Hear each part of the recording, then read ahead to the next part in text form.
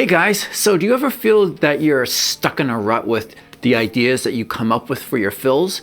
Well, you're in luck because today we're going to look at a phased approach on improving your soloing language, so to speak. We're going to go through a few different ideas, a few different concepts, and there's going to be two parts to this. It's going to be looking at how to use those ideas as part of your fills, and then how to further develop, how to force yourself to come up with different variations of that.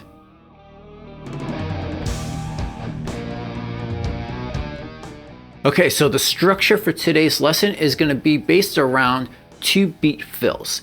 Now, you can set this up with any backbeat that you want to lead into the fill. I'm going to be using the one shown below.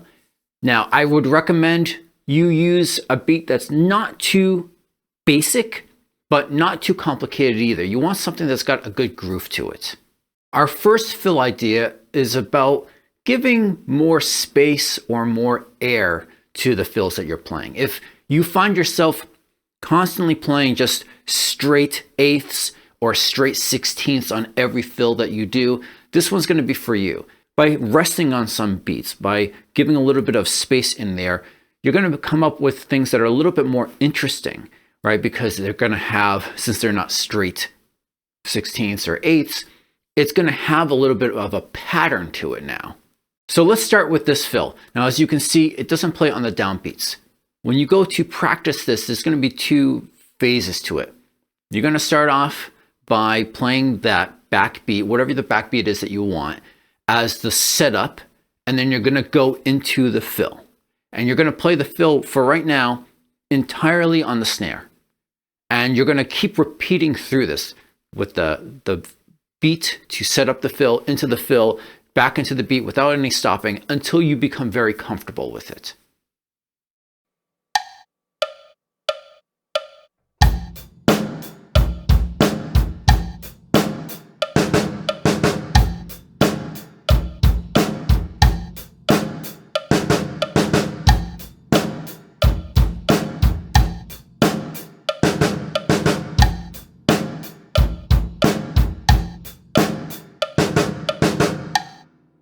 Once you're comfortable on the snare, then I want you to try to force yourself to do something different each time through.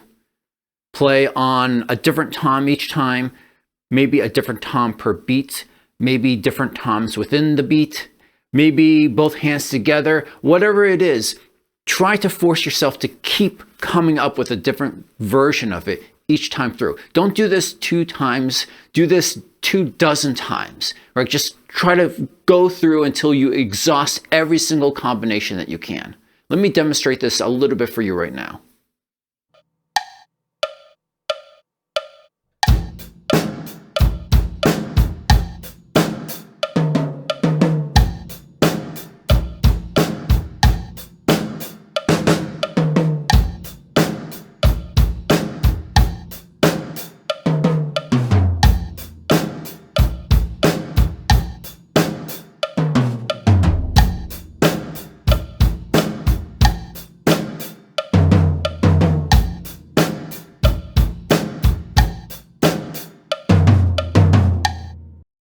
Now, once you're comfortable with that, we're going to take things back down a little bit, go back to just the snare, and start to play the bass drum in between the hits. When you're comfortable on the snare, again, start to move to the different toms, come up with different ideas like that against the bass drum. And then the next step from there is to actually not play all the bass drum hits. I'll show you a little bit of that right now.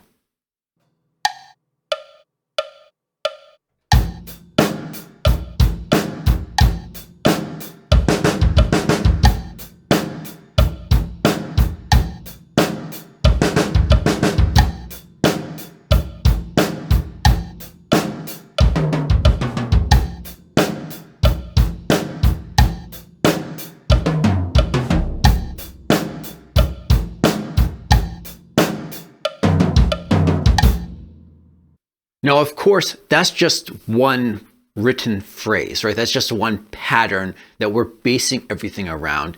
And there's a ton of other patterns that you could play, that you could build up working through, going to different toms, filling in between on the bass drum. And there's a lot of exploring that you should do based on that.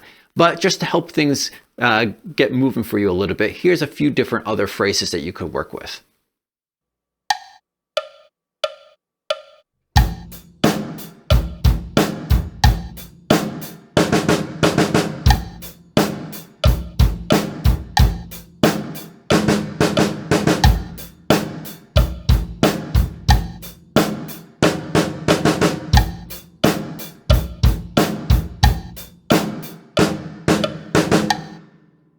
Okay, so next up is what I would like to call, don't forget your rudiments. You know, these are things that are not just for lesson purposes. We can use rudiments to make any parts that we play more interesting, have a little bit more flavor, you know, so that we can get more creative juices going by trying to throw these things in here and there. In this example, I'm using flams in with part of the fill. And I'm basing this on the same concept from earlier, right? So I'm going to use a broken up phrasing, and we're going to use flams as part of that broken up phrasing. Your approach should be just like before. Start on just the snare, start to work up going through the different toms, then start to bring in the bass drum to fill out the beat and get used to playing the toms with the bass drum, then start to make the bass drum a bit more sparse. Now, if you're not familiar with flams, that's okay. I have a tutorial that will take you from nothing to being able to play flams pretty well in just, you know, a few minutes. I have a link to that other video in the description below. Just be sure to jump back here once you're done with that tutorial video. Now, let me show you a quick little sample of what you can do with flams and fills.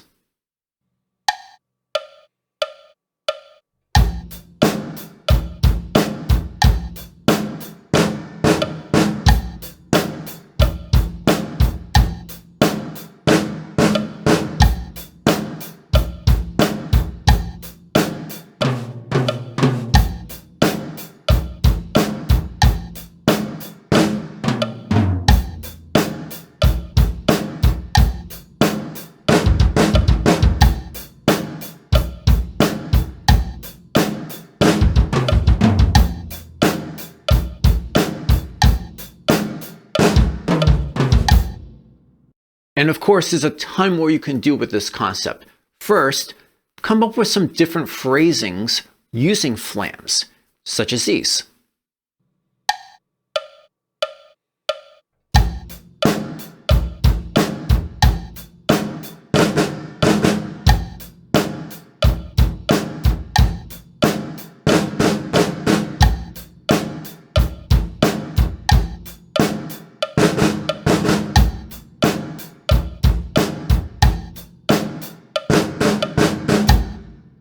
And then after that, try to see what other different rudiments you can use in place of flams, like maybe a drag or a rough. Okay, so the last area we're going to explore today is going to be working with ghost strokes or ghost notes, depending on your terminology. We're going to start off by coming up with the phrasing that we're going to work with, and it's going to be emphasized by a cymbal and a kick drum. Now, if you're not familiar with ghost strokes, that's okay. I have a tutorial video on that as well. That's also going to be in the description below. Just again, make sure to hop back here after you watch that. Let me show you the basic phrasing we're going to work with right now.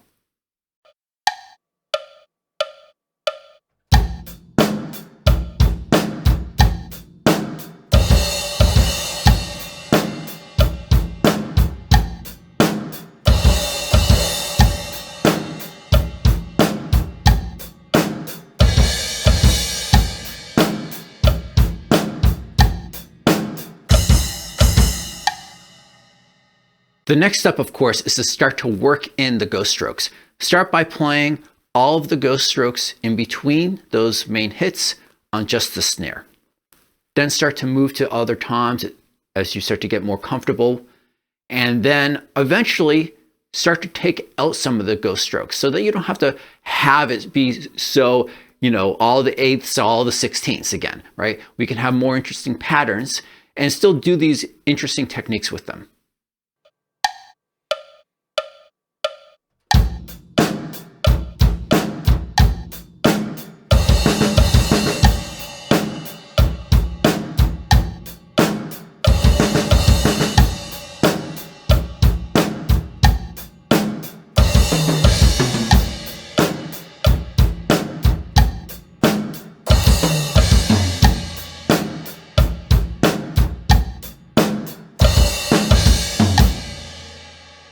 So what else can you do with ghost strokes?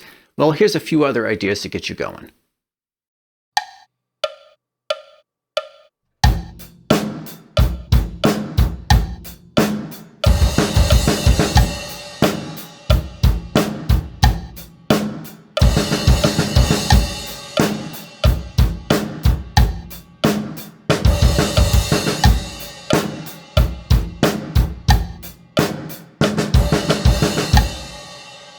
So I hope that helps you guys get the creative juices flowing. I do have other lesson videos and all sorts of other drum related content coming out all the time. So if you don't want to miss out, then don't forget to subscribe.